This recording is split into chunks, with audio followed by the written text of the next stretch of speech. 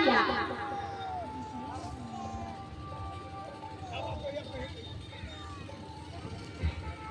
अब मैं आपको मोहिनी रूप का उन्होंने मोहिनी अवतार क्यों धारण किया, ये कथा का मैं वर्णन करने वाली हूँ। जब समुद्र मंथन हो रहा था, समुद्र मंथन सफल हुआ, परिणाम स्वरूप अंत में अमृत की प्राप्ति हुई। और जब अमृत की प्राप्ति हुई,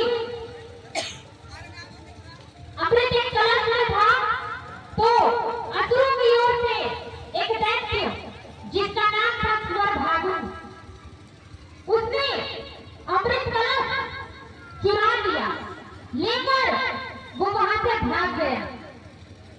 अमृत कलश लेकर भाग गया।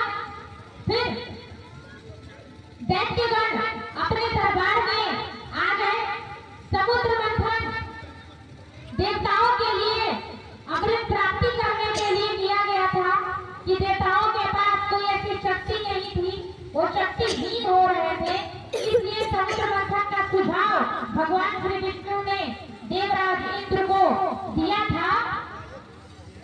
परंतु हुआ यूं कि दैत्य स्वरभागु वो अमृत कलश लेकर भाग गया। अब वो सभी दरबार में बैठे हुए थे, परंतु देवता लोग चिंतित थे कि अब क्या होगा। अमृत कलश को तो स्वरभागु लेकर चला गया। हमारे साथ बहुत बड़ा छल हुआ है, बहुत बड़ा छल।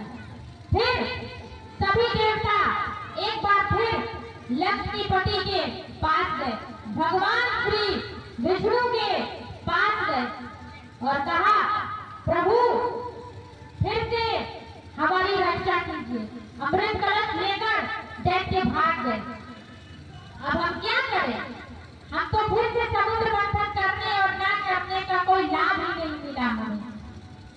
भगवान श्री विष्णु ने आश्वासन देते हुए उन्होंने बोला कि ये कार्यभार आप हम पर छोड़ दीजिए, हम आपको अमृत का पान कराएंगे, अवश्य आपको अमृत मिलेगा। तब प्रभु ने एक सुंदर नारी का रूप धारण किया। दैत्यों के दरबार में प्रभु गए। दैत्य लोग उन्हें देखकर अत्यंत मोहित हो गए।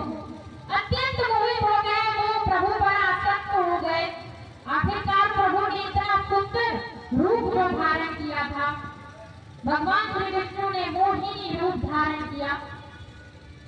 दैत्यों ने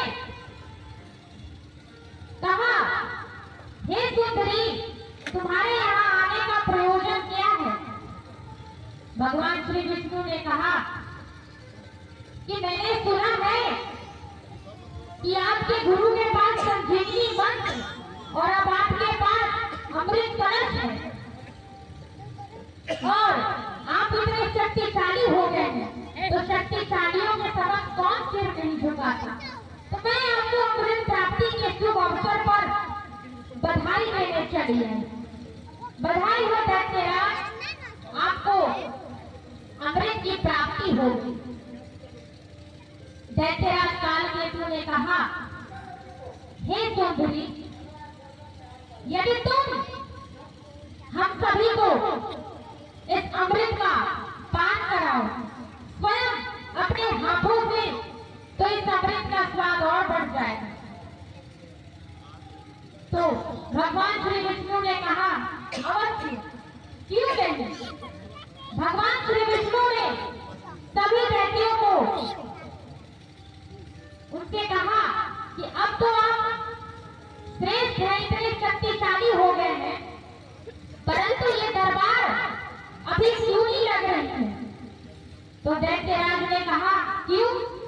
क्योंकि इस दरबार में देवता नहीं है। तो वो चकित हो गया और दैत्यराज ने कहा कि देवता हमारे शत्रु हैं, भला हम उन्हें अपने दरबार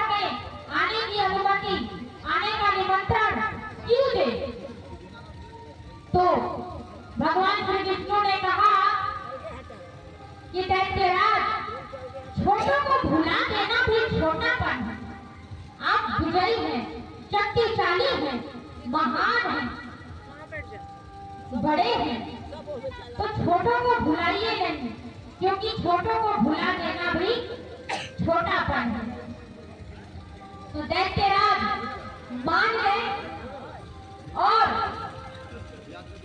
वो उन्होंने कहा कि ठीक है, मैं उन्हें बुलाता हूँ। तो दैत्यराज ने देवताओं को आने का निमंत्रण दिया। सभी देवता दैत्यराज के दरबार में उपस्थित हुए। तो भगवान श्री विष्णु ने कहा कि ये असुर लोक की परंपरा है, आतिथ्य सत्कार। मैं पहले देवताओं को अमृत पिलाना चाहूंगी। तत्पश्चात प्रभु ने देवताओं को अमृत का पान कराया। यही कारण था कि प्रभु को मोहिनी रूप का अवतार धारण करना पड़ा। भगवान ने ये संकल्प किया था कि अमृत देवताओं को मिलेगा। देवराज इंद्र को यह आश्वासन दिया था कि अमृत की प्राप्ति, अमृत का पान आप सभी लोग अवश्य करेंगे। तो भगवान ने देवताओं को अमृत पिलाने के लिए, अमृत पान कराने के लिए मोहिनी रूप का अवतार लिया। बोलिए भक्तवत्सल भगवान की, लक्ष्मी नारायण की जय। तो अब हम आपको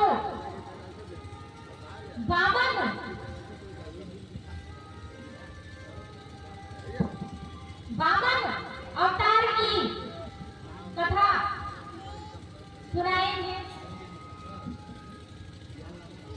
जब राजा बलि स्वर्ग पर उन्होंने आक्रमण किया और देवताओं को स्वर्ग से निष्कासित कर दिया और देवतागण शरण लेने के लिए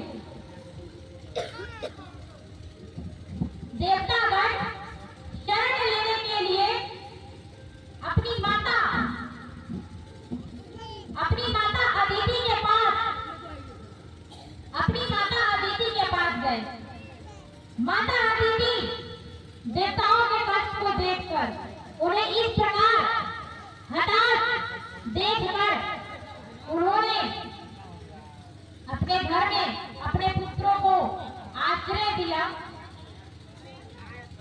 देवता अपने घर से बेघर थे। उन्हें इस प्रकार से माता अदिति लक्ष्मी नारायण के पास गई